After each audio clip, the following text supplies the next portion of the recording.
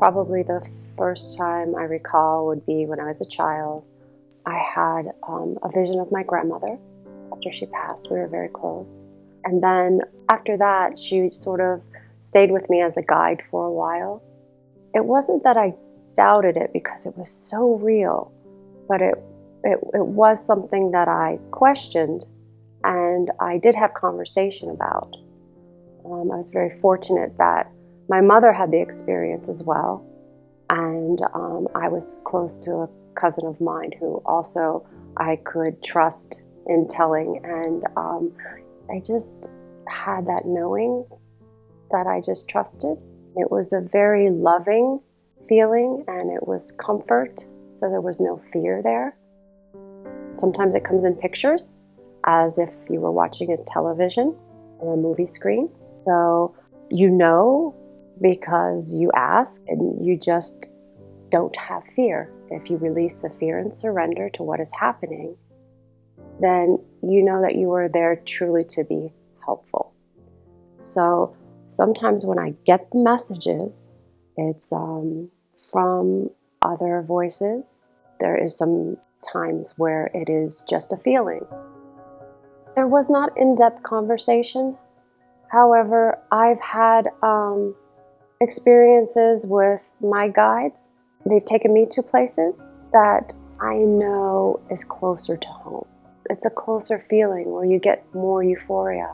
I have had that feeling of no attachment to anything, no thought of anything but pure bliss. And it was the most amazing feeling. It's almost indescribable. Everybody has someone. No one is ever alone. And there is a hidden realm that we can't see of protection around all of us at all times. It's difficult because our experience in the body is that we must feel it or, learn it or be taught or, it has to be tangible for it to be real. But that's not true. It just isn't, because that is just the ego's way of keeping us caught in the ego dream of death. I think when we're truly done with it all goes away, it all disappears. But you won't remember any of it. And you say, oh, well, all these beautiful things I've had or all these beautiful experiences. But you've got to trust that when you're home, you wouldn't even consider or need anything of that because you are so in love and so taken care of that nothing else could ever even enter your mind to matter. And I know that's a very difficult concept because we all believe right now in all these different things to make us happy. But none of these things truly last. I mean, if you get a new car or you get a new house, how long does it really make you happy? It's great, oh yeah, it's nice, it's, this, that, but it's temporary. Everything here is temporary. This is everlasting, always. That is taking responsibility for your own happiness, because only your truth inside can make you truly happy. You have that key. Nobody else can hold that key. Not anything outside of you, not anyone outside of you. It comes from within you. It's easy to blame the outside story, but the outward picture you see is but the inward condition of the mind. And I'm not talking about just a brain. I'm talking about the mind, the whole oneness.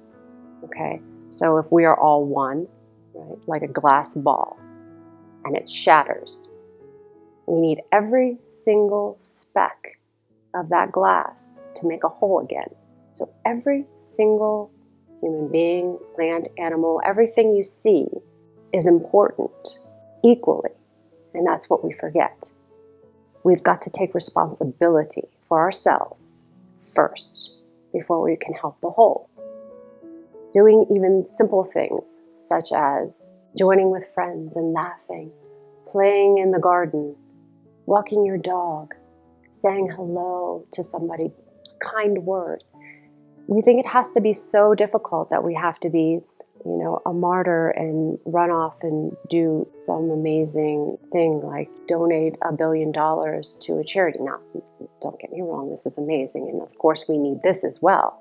But everybody's journey is equally important because it teaches us all something and it puts the joy and the laughter back in the world. And that helps raise the vibration, helps us to remember that we are that pure consciousness. So if you take a moment and you step back out of the drama and really look at what's happening in the situation and look within inside yourself, you will see that mirror and you will see that, there is something that needs to be healed within inside of you. I say, we try so hard not to judge others, judge ourselves, but step back to take responsibility for it and move forward in peace and love instead of jumping to the anger. And I say this, but it's not as easy as what it seems like it should be. It's practice. Just like going to the gym, you want to change a little bit of your physical appearance. So you have to practice this new, thought system daily, constantly. And, just be gentle on yourself. We're so difficult and harsh on ourselves as well as others. And we should have fun and enjoy life. And that doesn't mean, we shouldn't have goals and dreams and enjoy this life. It's just a matter of not taking it as seriously as we do. And those people who may seemingly have it more difficult than another, we've all had that in some other lifetime, if you believe in that, or in some other journey. That person experiencing that is just as important as someone who seemingly has more. But please understand that nobody has more than anybody else. If you live in a large, beautiful house, does not mean that you are happier than somebody living in a shanty shack in India. It's how we see within ourselves. And again, it comes back to that peace that lives within ourselves and the joy that we put out into the world. And choosing to walk with the Holy Spirit or choosing the ego and living in anger. It comes down to the simple choice of, I'm in this situation. Do I want to continue living in it in anger? Or do I somehow find joy in life that I'm living and try to give something? Because even if you're poor on the street, you can look at somebody, you can smile, you can reach out your hand, you can help somebody in such a simple way, and that will bring joy. The most important thing is whatever you do it because it brings you joy. And when you're doing that, you're putting that out into that's a vibration. We're energy. This is what we truly are. We're energy. Choosing to live in the circumstance in peace or choosing anger and fear. And I think that is what attracts what your surroundings become. Because if there is chaos that you are seeing outside of you, there is still chaos in your mind that you need to forgive and surrender and let go. Because it's forgiving yourself for the mistake. It's not just, I forgive you. It starts with me.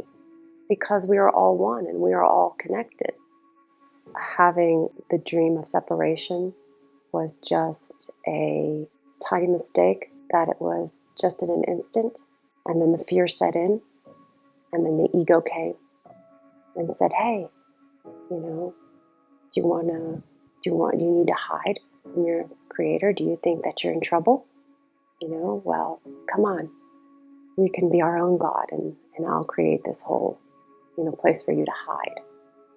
So now there's the dream of death, because everything here, if we get attached to this body, if we get attached to things that are going to die, then we're going to live a life of suffering and pain. But if we remember who we really are, you can't ever lose life, because that's what we are. We are everlasting life. Imagine you have your computer, right? And you have all of the information in your computer. And it's stored on a chip or it's stored in the cloud. And that device gets old. So you want to upgrade the model. Well, you do. You get a new physical device, but what happens to all the information? It's still there. Yeah. And so all we have to do is download it. We download it into the new device. So this, I think, is what happens, when we talk about maybe reincarnation, or we have all of this information, right? It never goes away. So even when the body goes away, we are still this energy that we carry, and it just doesn't fade. We all have that programmed in us, that we truly know who we are. We just have that veil of forgetfulness when we arrive. And can you imagine being such a big energy trying to contain yourself into a body? It's not an easy adjustment. And we feel alien because this isn't truly our place. And how do we connect? Well, we all find our path of how to connect, whether it's listening to an interview, or reading a book, or just sitting quietly and meditating, and really just choosing to hear, because we all have that ability. It's just really, again, it comes down to the belief, and you gotta truly want it. It's a magnificent journey if you just truly surrender and trust the process, and trust that you are always loved and you are always taken care of.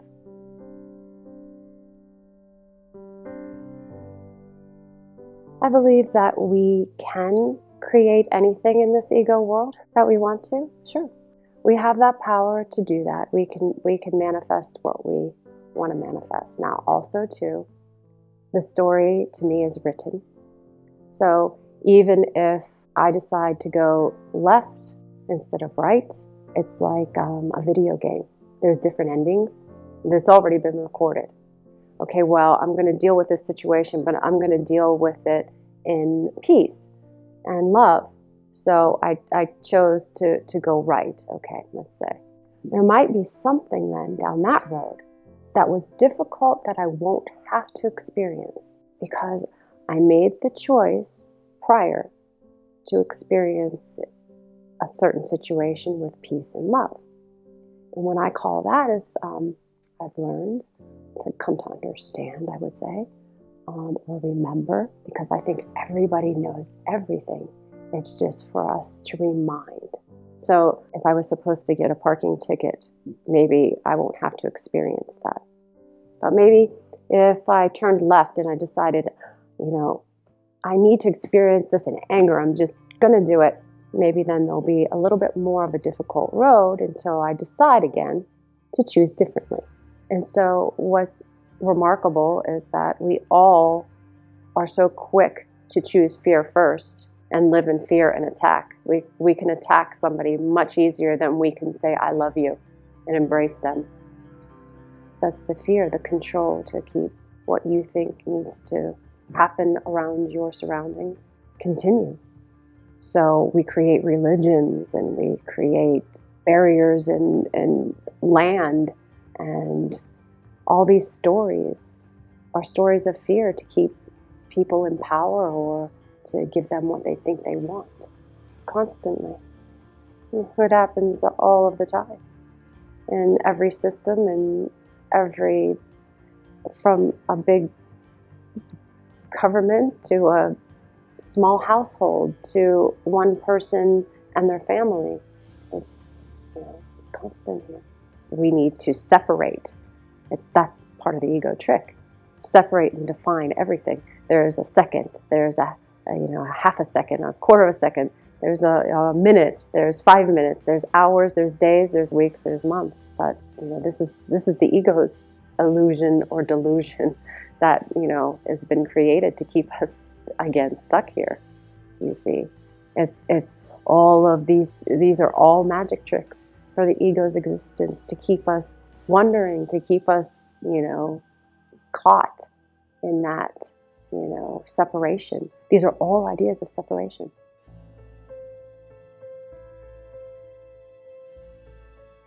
The mind that we speak of in the body is the brain. And so that's not where you're going to get your knowledge. So when you're hearing things like a channel or an intuition of doing something, that's coming from your higher self.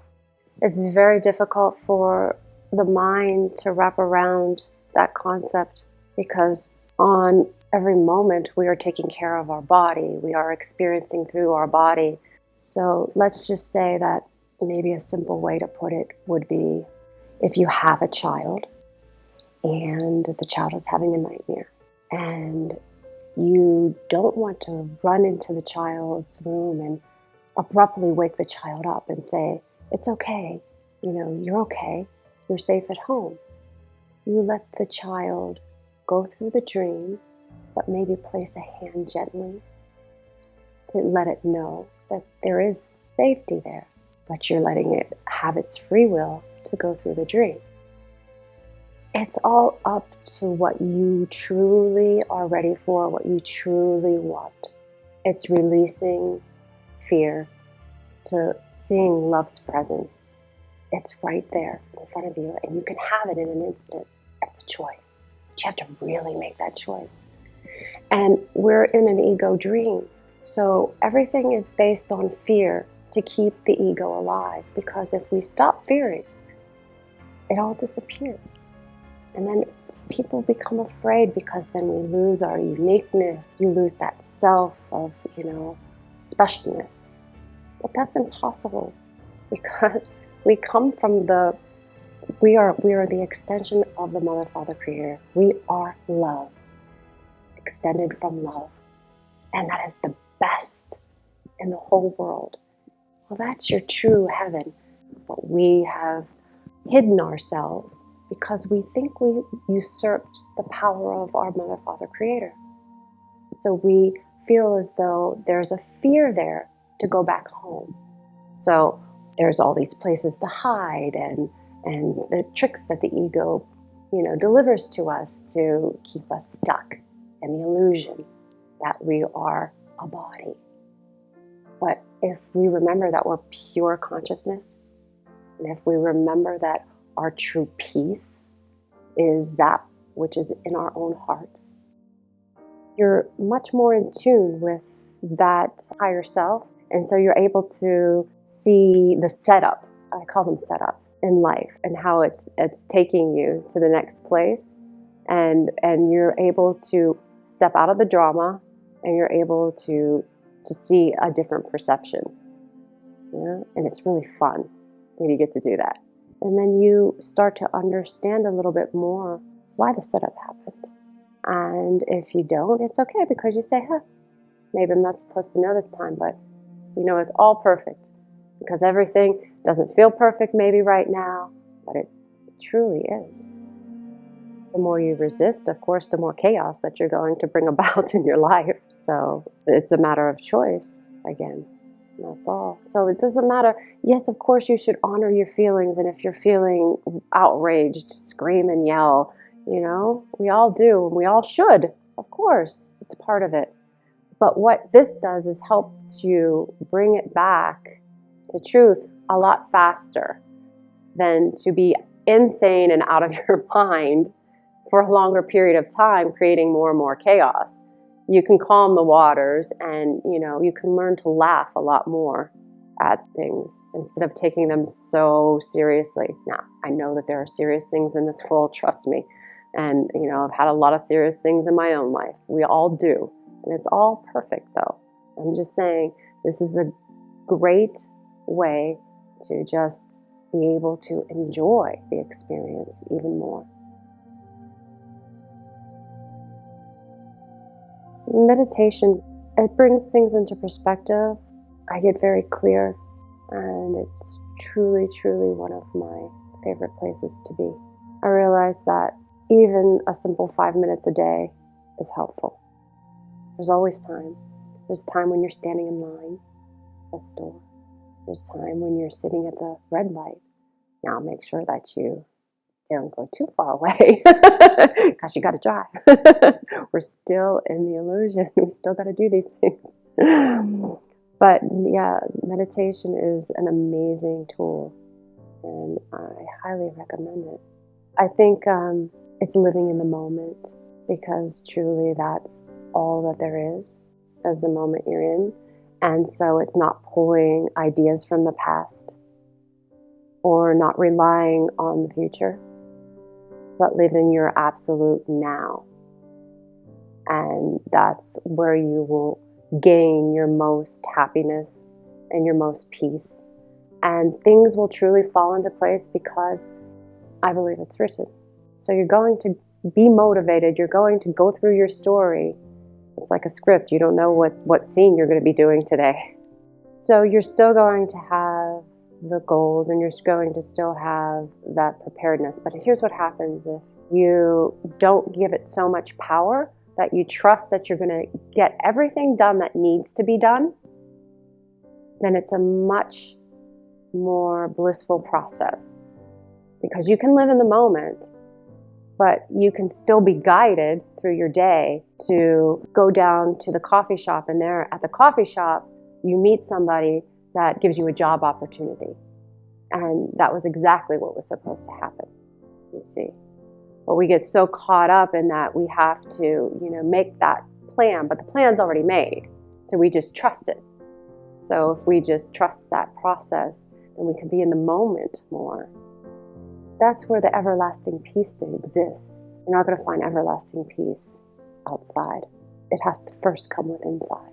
And then you can start projecting that outside. Your light will shine. Once your light shines, it's contagious. Yeah?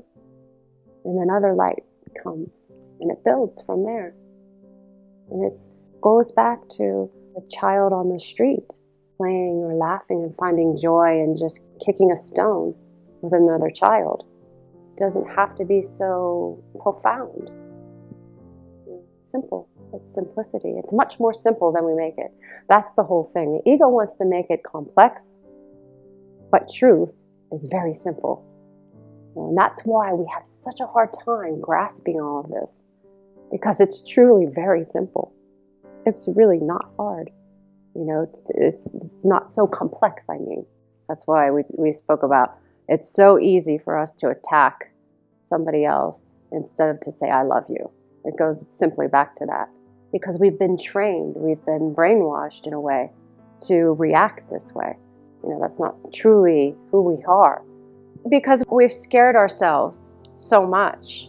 We've frightened ourselves so much that it's hard to let go. We've lost trust and we've lost faith. We've made everything so busy and so much to do and constant that the stillness has almost become frightening for some. But in that stillness, you can find the truth and you can find the answer and you can find the peace just in a moment, just in an instant, if you choose. You know what I say? Just love yourself. Love yourself, and then you can love others. And then that will spread and live the dream of everlasting life. That's your truth, that's your inheritance, that's the key. We are given ideas and thoughts and dreams and meditations by listening, by being still for a moment, by trusting and surrendering to that process of, being so prepared and doing. When we trust that there is a plan and we're going to follow that guidance, and it's unseen, those unseen things that we talked about earlier that is so difficult to wrap our minds around.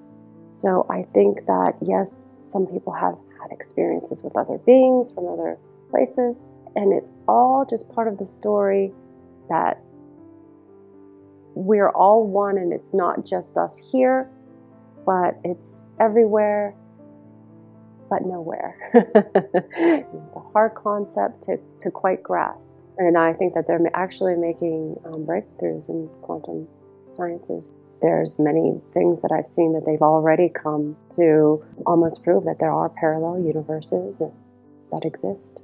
It's just what the one mind is ready to believe and, what we're ready to take in. But yes, we can create anything. Anything is possible. Look at where we come from. Something's always happening.